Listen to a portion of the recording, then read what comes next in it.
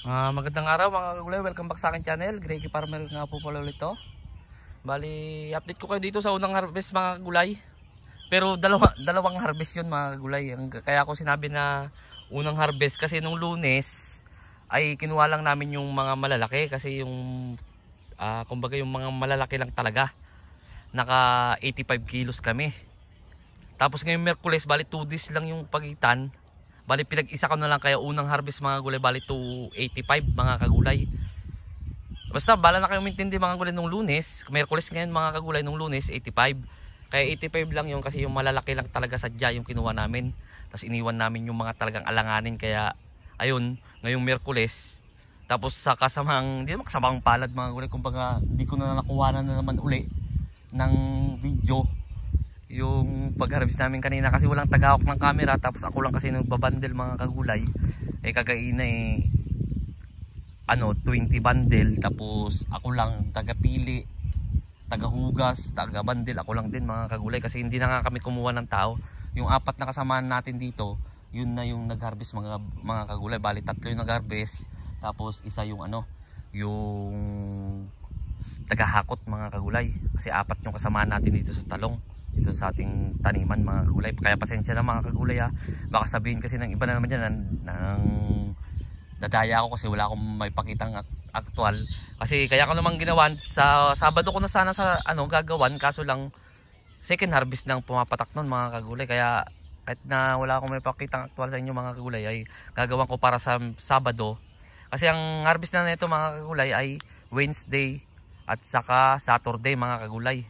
4-3 ang pagitan mga kagulay, 4 tapos 3 post 4, ganun mga kagulay. Bali ito yung mga natira mga kagulay. Ayan, pang Sabado natin mga kagulay to. Ito yung mga natira ng pang Sabado natin mga kagulay. Ayan, kanina medyo maliliit pa yan mga kagulay, pero sa sobrang init dito mabilis lang lumaki mga kagulay. Tapos umaambong pa kung minsan. Ayan o, ayan, ayan siya mga kagulay. Ayan. Ayan, kung mapapansin nyo, hindi ko kasi maano to eh. Bakit dito sa iPhone di maback yung camera, hindi ma-front. Ang yabang no? iPhone daw eh. Ang iPhone na mumurahin mga kagulay. Hindi ko kasi hindi ko ma-back mga kagulay. Ay ma-front yung ko. Ayan. Bali papatak dito mga kagulay, ang unang harvest natin ay 285 mga kagulay. Ayun, baka sa Sabado hindi pa natin na dadami talaga kasi tignan nyo naman yung mga naiwan, yung mga ibang puno wala pa rin makukuhanan mga kagulay. Yan, tulad nito ay dito sa Sabado meron yan. Sabado meron yan. Yung iba talaga lalo dun banda mga kagulay, wala pa kasi na huling tanim yung mga nandyan, tsaka yung mga nandun mga kagulay huling mga natanim. Pero yung mga iba naman may makukuhanan na talaga yan ayan, makukuhanan na talaga siya mga kagulay.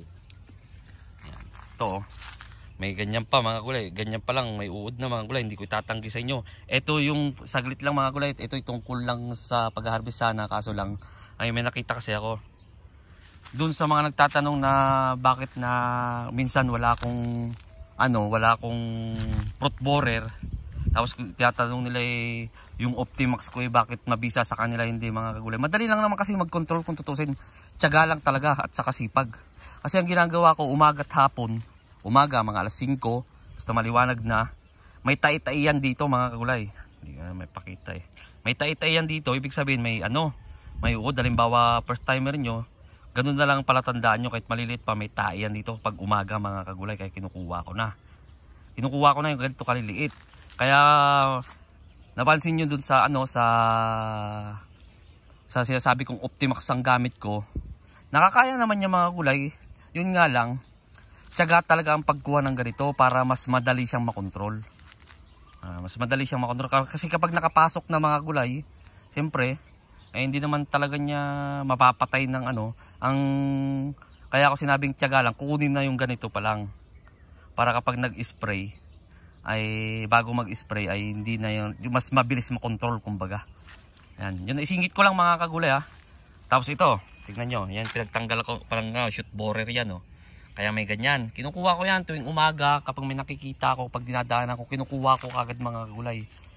Tapos magi-spray, Optimax. Kapag hindi naman kaya mga kagulay, kasi bioagronic ang pang-maintain ko dito mga kagulay.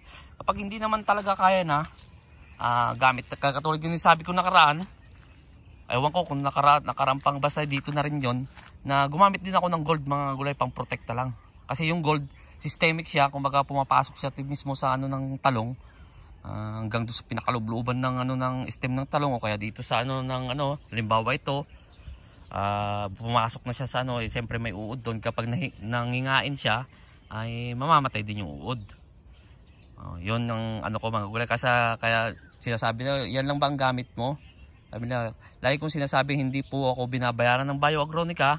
Kaya sinasabi ko po sa vlog ko na kapag hindi naman kaya, negosyo yung ginagawa natin. Kasi nagtatanong, anong gamit mong pang-uod, protein shot borer? Sabi ko, Bioagronica. Nag-PPM sa akin sa messenger ko, sasabihin yun lang bang gamit mo? Nababanggit ko naman sa vlog ko na maintenance ko yun mga kagulay, yung Bio Optimax. Pero kapag hindi na kaya, siyempre, negosyo, ay bakit ko naman itatanggi na gagamit ako ng gold? Baka sabihin kasi ng iba na ganun lagi ng sagot ko na Bioagronica, ay baka sabihin nila binabayaran ako ng Bioagronica. Wala po. Hindi po ako binabayaran ng Bioagronica. Ganun lang po ang ginagawa ko, kaya siguro tataka kayong bakit tumatalab sa akin. Kasi tuwing umaga at saka hapon, yan ginagala ko yan, isa yan. Mabilis lang naman gumalaw mga gulay. Makikita mo naman kapag may lanta na na mga talbos Tapos sa umaga naman, sisilip-silipin mo lang kapag may tay-tay na yung tanggalin ka agad, wag iiwan dito sa sa i-plastic. Tapos itali yung yung ipinlastic yung mga ganito, kaya mga talbos. Tapos hindi yung iiwan dito mga kagulay.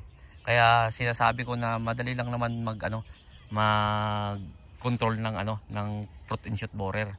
Basta sipag at tiyaga lang mga kagulay, tapos spray. Hindi naman natin